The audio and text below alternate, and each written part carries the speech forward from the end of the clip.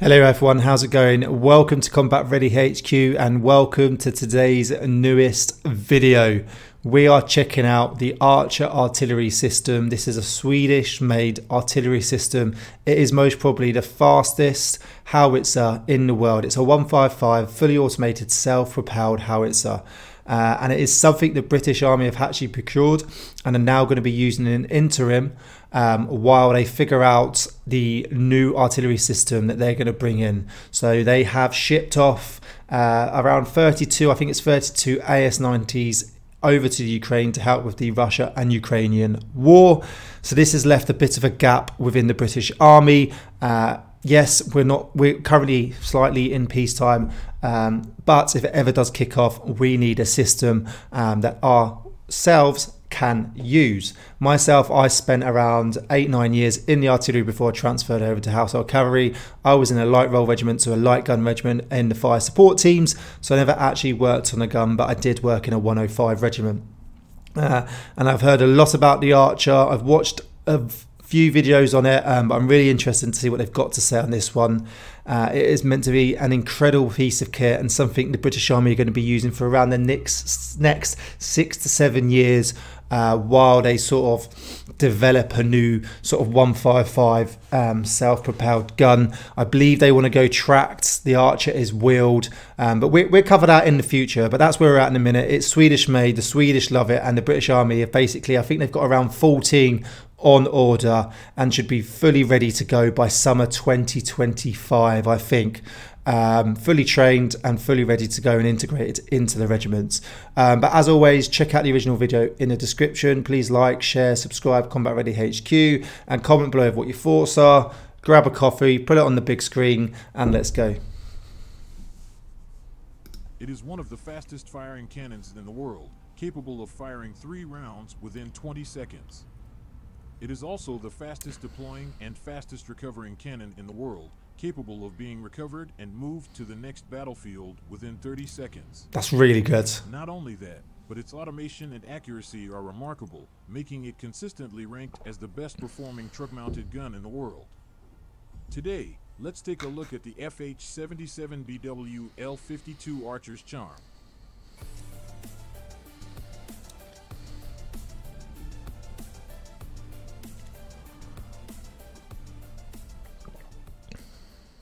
The predecessor of the Archer is actually the towed FH-77 howitzer, which was developed by Bofors, a Swedish company, in the 1960s. It gained international fame due to its ability to fire 6 rounds within 25 seconds and its ease of operation. 6 rounds in 25 seconds. The FH-77B howitzer, which had a longer range and faster rate of fire, based on the FH-77. The Archer artillery system is based on the FH-77B and is equipped with a truck that offers better mobility while still retaining the lineage of the FH-77 howitzer. A complete Archer artillery unit typically consists of 1 firing vehicle, 1 ammunition resupply vehicle, and 1 support vehicle. However, when referring to the unit in a general sense, it usually means the firing vehicle, which is the core of the Archer unit. The most important components of this firing vehicle are the truck chassis and the weapon system, with the former meeting the requirements for mobility and deployment, while the latter is responsible for firepower. The Archer utilizes the A30D articulated truck from Volvo, No way. widely used in various civilian markets around the world, especially in the mining industry. Mad. It can operate in complex terrain, ensuring reliability and compatibility. They must have really had to strengthen that though. It's pretty mad. They've got an old sort of like dumper truck from Volvo as the main chassis because obviously the 105, anyone been around an artillery piece, a lot of force is given off when it's fired. Even if you're around a 105, a 155 is even more. So that chassis must be seriously reinforced to be able to take that recoil. This is why Sweden chose it as the artillery platform. The military version of the A30D truck is approximately 14.3 meters long, 3 meters wide, and has a bare vehicle height of 3.4 meters. So it's massive. It has a payload capacity of about 34 tons and a range of approximately 650 kilometers. The front cabin of the truck is made of high-strength tempered glass, capable of withstanding bullet and shell fragment attacks. So the only thing I asked there is what sort of round can that take? It's all good saying it can take a bullet attack. We're talking 5.56, 7.62, 50 cal. What can it take? Does anyone know? Please comment below. The cabin and the engine are equipped with armor, ensuring the engine and crew remain unharmed even under the impact of 7.6 millimeters armor-piercing rounds and 6 kg level landmine attacks. Pretty decent. The 6 sets of tires used by the truck are not only sturdy, but also equipped with an emergency driving system. Even if all the tires are punctured, the truck can still continue to operate. When encountering landmines, these tires can withstand a certain level of explosive pressure, reducing the impact on the driver. The drone age has begun in the large-scale military online action game War Thunder. In terms of power, the truck is equipped with a Volvo D98AC E3 diesel engine with a power output of 252 kilowatts. Good old trusted Volvo. To reach a top speed of 70 kilometers per hour in off-road conditions. Oh wow, it's quick. When driving on highways, it can reach a maximum speed of up to 90 kilometers per hour. Can you imagine that coming down the motorway? Not match those trucks that frequently reach speeds of over 100 kilometers per hour. It is sufficient to meet the mobility and deployment needs in Sweden, with its well-developed road network and terrain consisting of forests and marshes. Additionally, the surface of the A30D truck is coated with radar-absorbing paint, which reduces infrared signal emissions. When necessary, it can also be equipped with the Saab-developed Barracuda camouflage net, further enhancing its stealth capability and reducing the risk of being detected by enemy radar. Which I'm guessing that Bofors has recently procured 48 HX2 trucks from Rheinmetall in Germany. That's stealth. Oh, here we go. Platforms for the Archer system. Unlike the A30D, which has a civilian-like appearance, the HX2 features a flat front design and is a specialized tactical truck.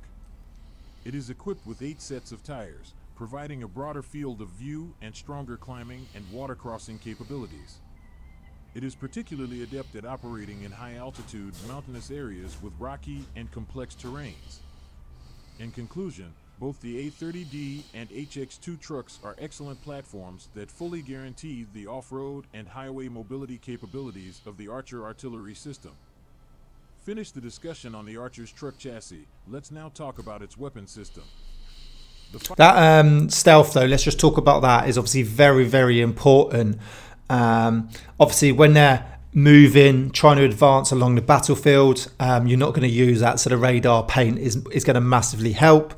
But obviously, when you sort of stop for long periods of time, even if it's only a couple of hours, you're then going to put up the cam nets and you're going to obviously go into your admin areas, and that cam net is going to become very important, the Barracuda system, as it said, okay?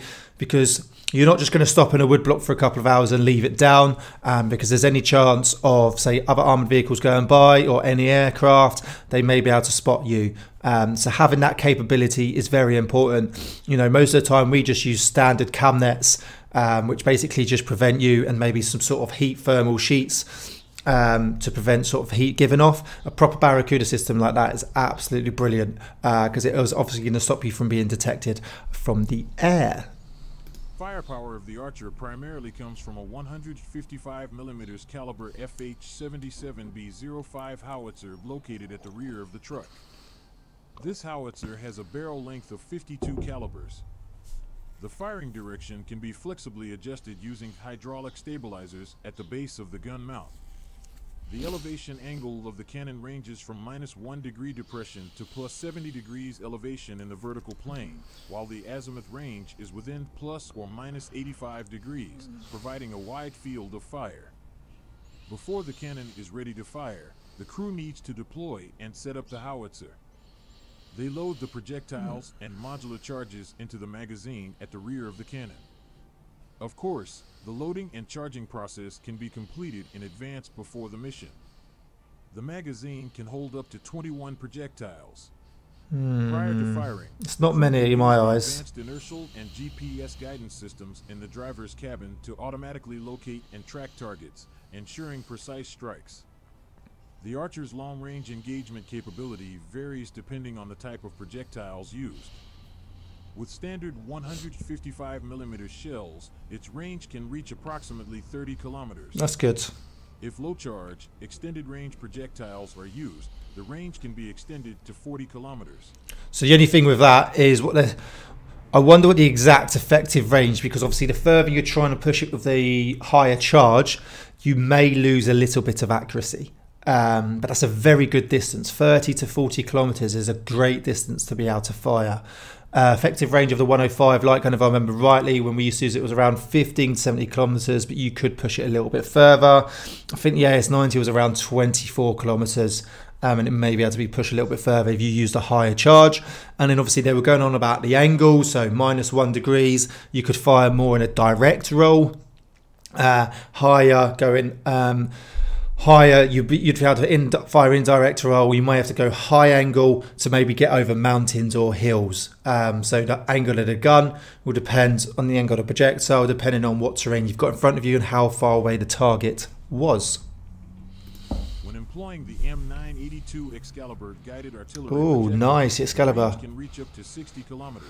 I can fire that as well. This is very versatile. Speed is also very fast. It can fire 3 rounds within 20 seconds and exhaust all 21 rounds in just 3 minutes. That's the issue I'm finding here with It is this. considered the fastest firing howitzer in the world. It is worth noting that the fired projectiles are capable of simultaneous impact, which is effective for engaging anti-aircraft systems and covering targets in the same area. In addition, the top of the Archer's truck cabin is equipped with an M151 Protector remote weapon station. It mounts a 7.62mm caliber Browning machine gun and a smoke grenade launcher, providing the crew with a certain level of self-defense capability in close-range conflicts. From the above information, it is evident that the Archer has a high level of automation compared to traditional artillery. Loading and fire control can be fully automated. In fact, due to its excellent level of automation, the Archer firing vehicle only requires 3 to 4 personnel to operate, and in emergencies, it can even be operated by just 2 people. Its deployment and recovery time can be controlled within 30 seconds, surpassing the majority of truck-mounted artillery systems currently in service worldwide. This also means that it can achieve the tactical objective of rapid deployment and strike before the enemy detects it, followed by a swift withdrawal from the battlefield before the enemy's counter-battery systems can respond, thereby avoiding retaliatory strikes. What's it mean by counter fire capabilities is a lot of nations now have, in most simple terms, radars dotted around the battlefield, normally quite far back because they don't have any sort of firing capability apart from their own little personal security. And when you fire artillery, this is what they're doing in Russia and Ukraine really well. Russia are very good at it. When you fire artillery, these radars pick up the origin of where it was fired and then they counter fire. With this, because it's so quick, it can fire, say, 3 to 6 rounds in a rapid succession. It can then come out from deployment, gun away and move off before they can basically lock onto it. So the radars would pick it up, but the enemy wouldn't be able to fire in time because you've already moved off. So that's what the Archer is very good at. Counter fire, because it can fire around so quick. By the time the enemy's radar's picked up, they've got their artillery pieces locked on and engaged. The Archer's already moved off. The issue is, say, with the AS90, it's a bit slower at that, but still pretty quick. The light gun is, they can get in and out of action in under, say, a minute or 2, but it's still slower because they've then got to tow the gun on and then put the gun back on the tow bar and then tow it away. As this is gun out, fire, gun away, drive off. So it's very good at counter firing because by the time it's detected, it's already moved off. This highlights its excellent qualities as a highly maneuverable truck-mounted howitzer. In conclusion, the Archer howitzer is an excellent truck-mounted artillery system with strong off-road capabilities, high firing speed, and a high level of automation. It is well suited for guerrilla operations. After Bofors introduced the Archer, Sweden quickly procured 24 units, and the order was subsequently increased to 72 units. The British Army also signed a contract to purchase 14 Archers in May 2023. After all, Bofors has long been acquired by the British company BAE, so the British military's procurement of the Archer can be seen as supporting their own products. Apart from these two countries, the main user of the Archer today is Ukraine. Starting in January 2023, Sweden has announced a series of assistances to Ukraine, providing them with 22 Archer howitzers. Nice. At least 8 of them have already been delivered to the Ukrainian armed forces, with the first deployment of the Archer by the Ukrainian military taking place in November 2023. So it's proven in battle.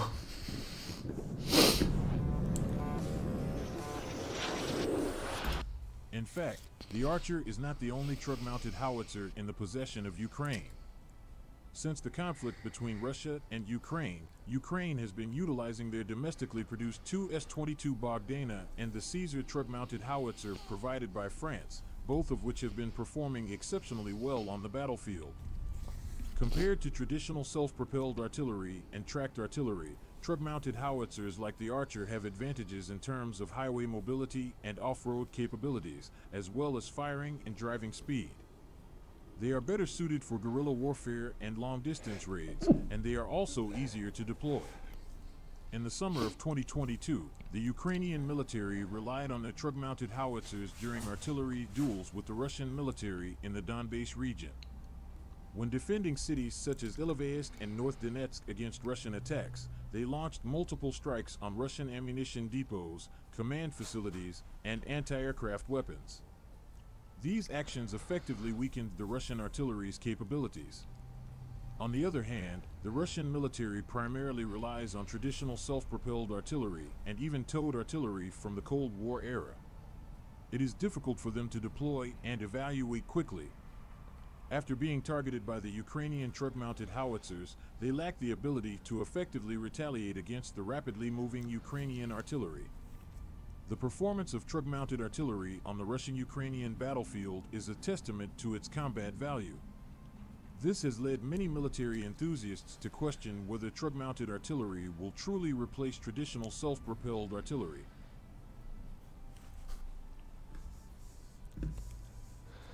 I think the Archer is a brilliant bit of kit. The only question I've got, which doubts how good it is, I think it's quick, it's rapid, it looks great, it can get across all terrain, the systems it's got, the tyres, can drive punctured, it can take certain blast levels. Obviously the front of the truck is armoured, it can take a 7.6mm round, it can take fragmentation from explosions. The magazine can only take 21 rounds.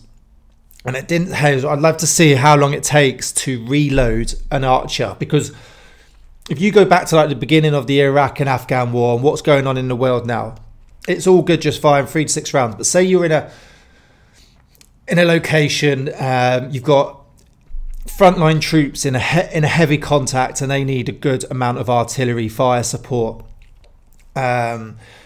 You do a few rounds to adjust to get on target. I don't know how accurate this is, how many rounds it takes to get on target. But say when we were doing it in the FST, sometimes we need 2 or 3 rounds as a good fire support team and a good good gun team. 2 or 3 rounds to get on target, and then you're going to do a fire for effect. But say it's a big enemy target and you want a big fire for effect, and you've already used 4 rounds and it only leaves you 17 rounds. And then it's got to be reloaded. As with a towed artillery, yes, it takes a little bit longer to come in, but normally they've stacked up, and they just go and grab the ammo and load. How long does it take the Archer to get reloaded again with those 21 rounds? Because it looks like quite a slow process. But other than that, I think the Archer looks really, really good. I think it's a brilliant piece of kit, and it's great to see the British Army using it, and I can see why the Swedish Army really love it. It's been proven in Ukraine now. It can get across all terrain, it can move down roads, it's got a Barracuda's camouflage system, it's fully automated, it can get in and out of deployment, fire around 3-6 rounds in less than 60 seconds. Absolutely insane. Very, very accurate. It's a 155 as well, so it gives a good punch. Just the 21 rounds in a magazine for me is a bit, how quick is it to reload? But other than that, I really enjoyed that. It's quite big though, isn't it? So it's got to be quite hard to maneuver at times, especially if you're going through like wooded sort of off-road areas. I think it could be quite hard to maneuver, but if you've got a good driver who's experienced on it, it shouldn't be too much of an issue. But let us know what your thoughts are. What do you think of the Archer? I think it's up there. Yes, I think we should use it. It's just a 21 round magazine. For me, is a bit of a questionable thing. But there may be an answer to that. I just don't know. Please comment below in the comment section if you do. Thank you for watching, and I'll see you soon.